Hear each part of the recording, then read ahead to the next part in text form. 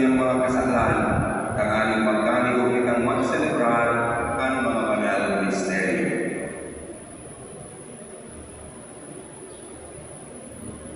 Nagpupumisan ako sa Diyos na makakapal. Asin sa ito, mga lugar, na nagkasala ang mga sa isip, sa tatanawang, sa liyo, asin sa kapabayaan. Sana mahuli sana. Kaya ang aming pinahuli sa Maria na Sa kabos asin sa iyo, mga lugar, na ako'y pag-ibig sa kakurangan ng Diyos. mahirap man lugod sa to, ang Diyos na makakapal, asin pangapatawanan sa kanyang mga kasalan, darahon kita sa buhay na dahil kasaguran. Amen.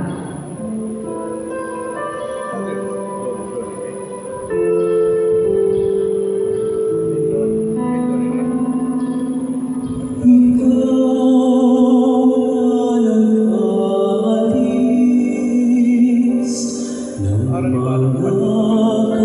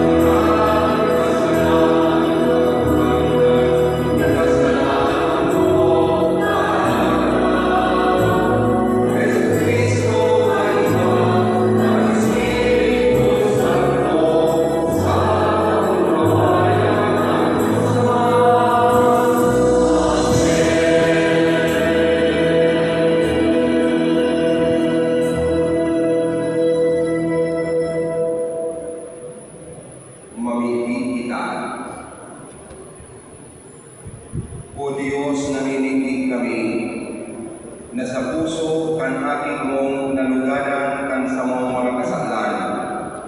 Pinagmarakay mo sa pagkaherak, nabiyayaan kami kan kayamanan ning daing sukol mong pagkamot asin katalingkasan. Warasan na kami nagtataong maimbod na pagalang, makautok man ang katungdan ning maninigong kabayanan.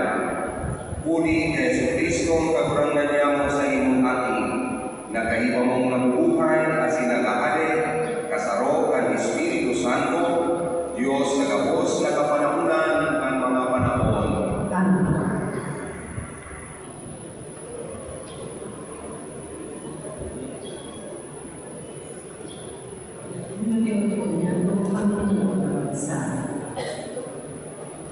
Pagbasa sa libro ni Deuteronomio. Kabanwaan ikabalan para sa kagurangan sa inyong Diyos. Ikapinili ng kagurangan sa inyong Diyos na maging sa liling banwaan. Lahat sa Diyos na ibang banwaan sa ibang banwaan. Pagkuhuling kaunong malabong ka mo sa kabos na ibang banwaan. Napusuan ka mo ng kagurangan as hindi takamugari ang pinanasalin sa kabos na banwaan. Uli-uli na nakot ang kabot ang kagurangan. Asin tinukusan niya ang sinumpa sa sentro mga magulang. Iliwas ka mo ang kagurangan sa baksikan mo usok na kabot. Asin tinubus ka sa kabot na sa kabot ni Paraon na halip na nilito. Sa siling maaaraman mo na ang kagurangan sa inyong Diyos, iyo ang Diyos, ang Diyos na maitlo, na nakutok ng iba, asin karahayan ko sa mga namumukot sa iyo, asin nagsusunod sa iyong pamatuloy, sarili mong kapaparagihan, alagad ng nabayaran sa isang nalaw ang mga naupuli sa iyo. Pinakawa, di siya nakabala sa naupuli sa iyo, kundi pinabayaran niya sa lalamunan. Kaya uukupon mo ang mga upon, ang mga kabutan kasi ng patakaran, nangyayari na tinutulog ko na isa tingin. Tatalamang kagalangan. Salamat sa Diyos. Ang kabuutan kagalangan, di kasapuran, sa babos na may pangalakot sa iyo. Ang kabuutan ng kagurangan dahil kasatuan sa kabos na may pagkakakot sa iyo.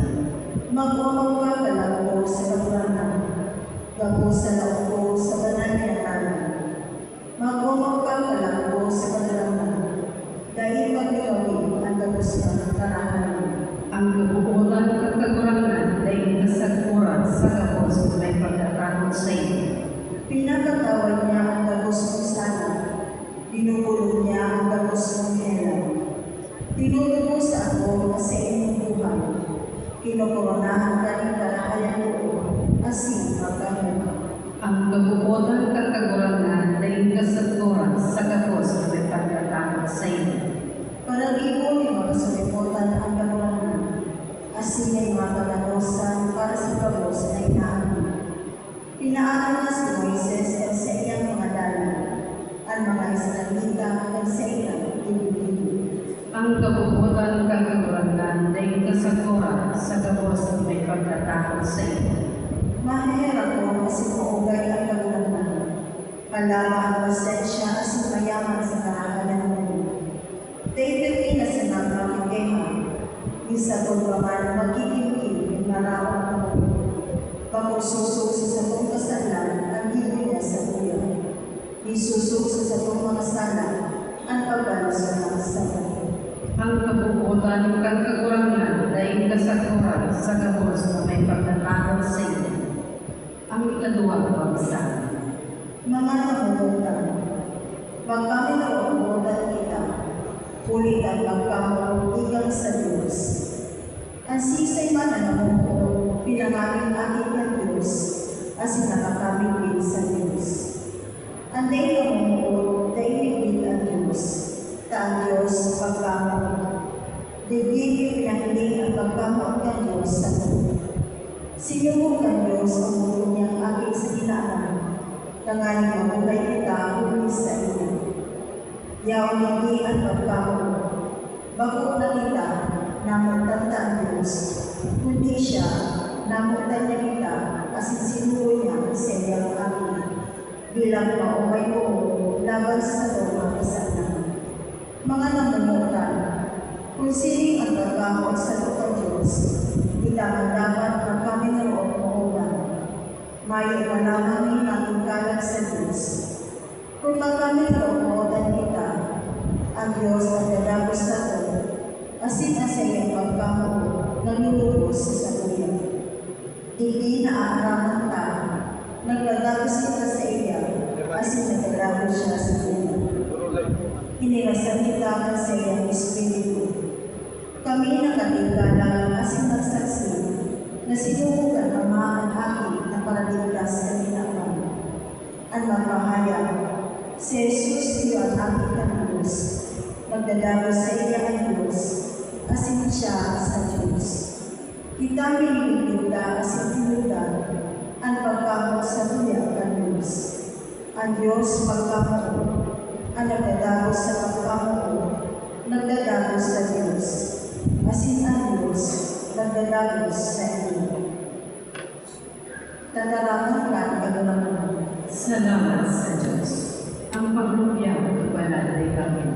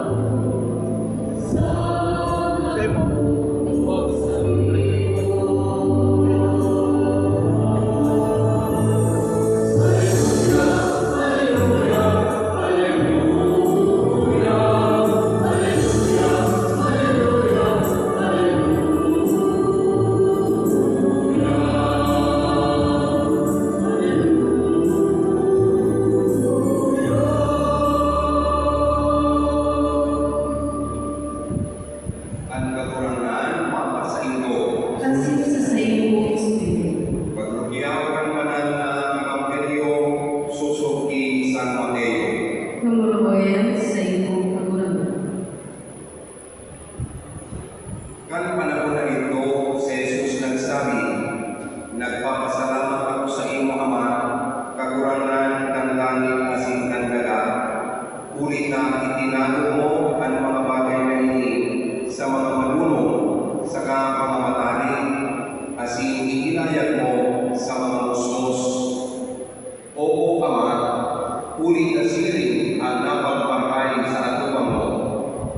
Ang gabos ipinakumayag sa kukan sa kong Ama, asin mayon ning nangamit din sa Ama, kundi ang aki, asin ang buot pahayagan ng aki. Madya ka mo sa gabos na napapagal asin nagagabatan, asin tatapuan ko kamo ni kapahingaluan. Suknayan ang sa kong sakan, asin makano kamo sa ko. Ulit ang mahuyo, asin makakumbaba sa puso, asin makakago ang kamo ni kapahingaluan para sa sayo kalag.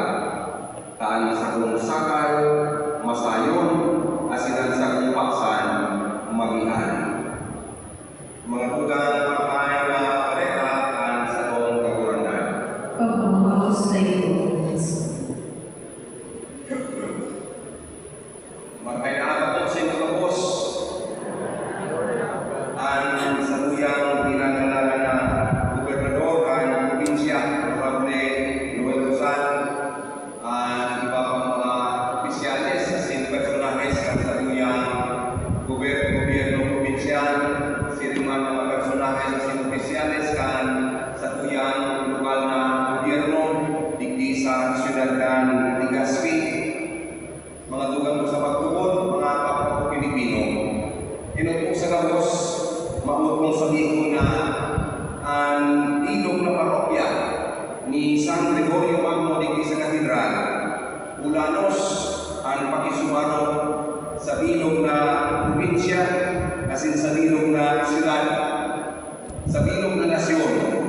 sa bilog na banwaan ng Pilipino sa pagselebrar nila aldaw kan ika-128 taon kan aldaw ang satong katalingkasan bilang sarong independente nasyon. 128 Philippine Independence Day. Ang bilog na parokya, purog ng gayo kami ng mga padi hindi sa katedral, kasarot sa puso ang bilog na probinsya silang bilog na siyudad, ang bilog na nasyon. Ngayon, sa pagpapasalamat sa Diyos sa biyaya ng katalingkasan. Kasarot sa puso sa mapaglundo na pagsalikoy sa kasaysayan, purog ng gayo sa mga tao na naging hariti kan sa itong kasaysayan sa paggamit kan katalingkasan para sa satuyang nasyon. Kasarot sa puso sa pagmakuot na katamanon, paungahon, palinggan kay Tuhan ang sa itong katalingkasan pasilig sa mauswag na futuro para sa mga masunod na henerasyon. Di po sa katedral ng panganggat Independence Day, pinaghihingo ako na makapagpagling kan pabisumarong na ini sa selebrasyon o ng galing sa tuyang gobyerno lokal. Kananin mahiling ng ilong na banwaan ang pagkasarap kan simbahan, kan gobyerno, kan bilog na banwaan sa paghingo manyado kan pagpauswag kan sa tuyang nasyon na napatupad niya labi ng 128 taon na nakaagi sa satuyang pagkamit kan sa tuyang katalingkasan.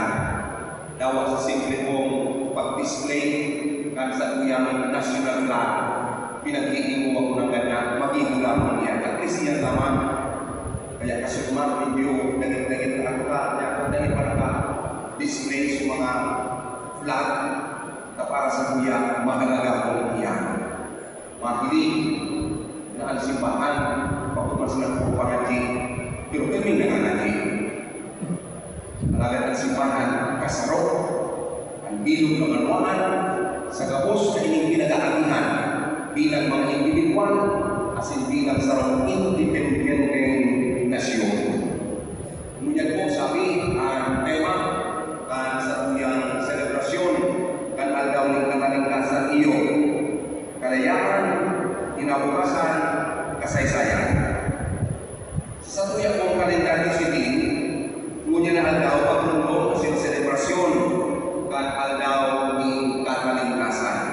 Alagad sa kalendaryo, liturgia kan simbahan, ngunyan na aldaw, solemnidad kan kabanan-bananing puso ni Jesus. Solemnity of the most sacred heart of Jesus. May koneksyon ka magbuwang ini, unatay minsan. Ano ba ang koneksyon? Pinag-uurunan kasaysayan. Kung babalikan niya ang mga tugangan ng kapiran detalye, kan dahil pa manakakan yun na kasaysayan kan sa tuyang nasyon, maray na ikiras ko sa inyo na Disyembre 2, 1956, ang bilog na nasyon ng Pilipinas ipinagkonsagra sa Sacred Heart of Jesus. Si nagkonsagra, bako mga padi, bako mga obispo, sa mga mahilig na sa ito sa history, mapuplikan naman ini. Ang nagkonsagra, President Ramon Magsaysay. Beautiful. Kapag sa mga obispo ng pamangkot na ang bilog na nasyon, maidulog sa kabanan-banaling puso ni Jesus, kundi siring man ang mga líderes kan sa tuyang nasyon. Lumanday na din sa ruleta, more than 700,000 faithful attending the consecration, which was done during the Second National Eucharistic Congress. And it's heartwarming to mention the words of the late President Ramon Magsaysay when he consecrated our nation to the Sacred Heart of Jesus. He said, "In a spirit of gratitude, reparation, and reverent entreaty, therefore, we, the Catholics of the Philippines, gathered here today in swelling multitudes, with one heart and one voice, solemnly renew the consecration of our country to your Sacred Heart.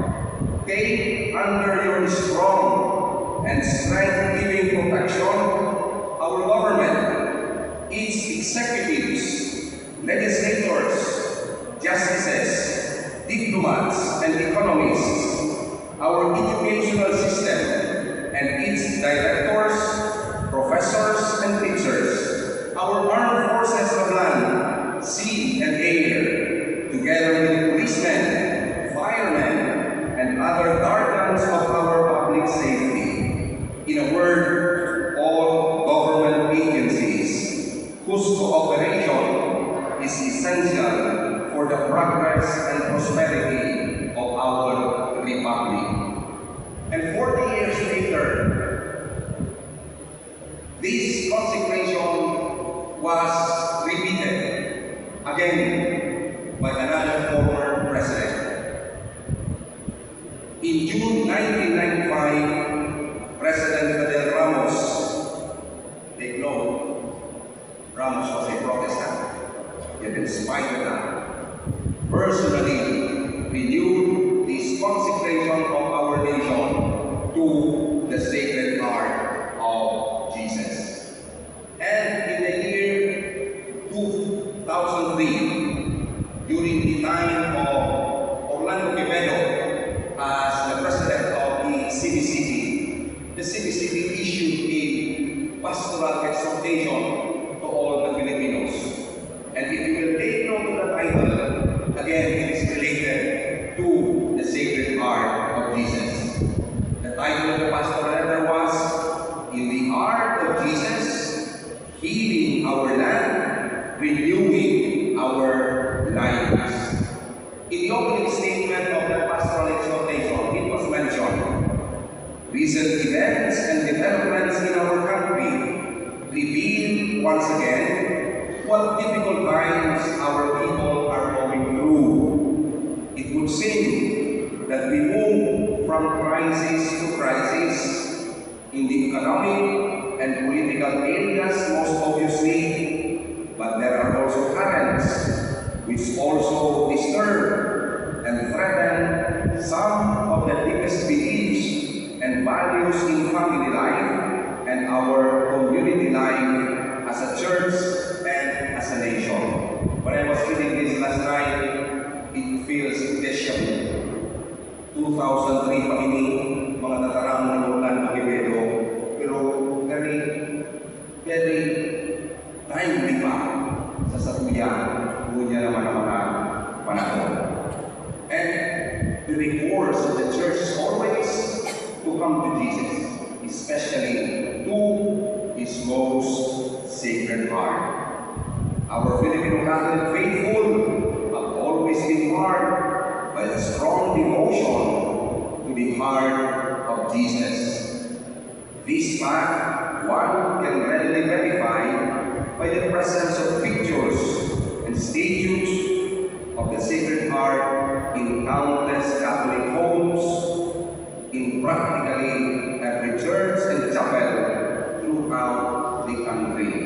And it's good to take note that our government offices have this devotion to the Sacred Heart expressed primarily through our first Friday Masses in government and even in private offices. Mga tugang, ang pinakamakita sa kabanal-banaling puso ni Jesus. So mga may devotion sa Sacred Heart para lumalim mo, ang pinakamakita, make our hearts like unto thine. Ibuha ang puso mi, siring sa puso mo. I'm not a politician. I am a priest. I am not an economist.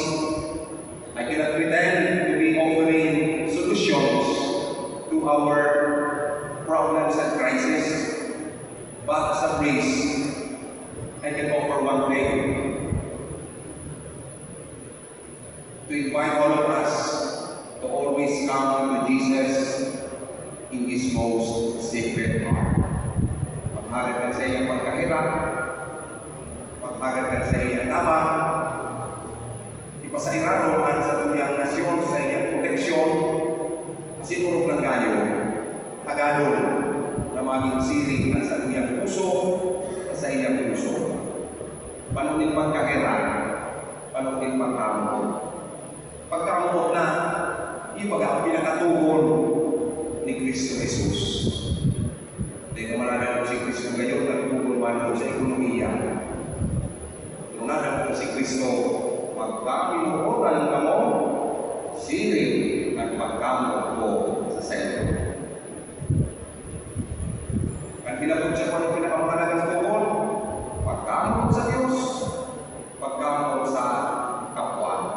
Kasi lumunan mo ang pagkamot na ini, na hinihiling sa araw-araw na buhay, kan mga Pilipino, dara, kansayndan, hararo, na pagtugod sa mahal na Diyos.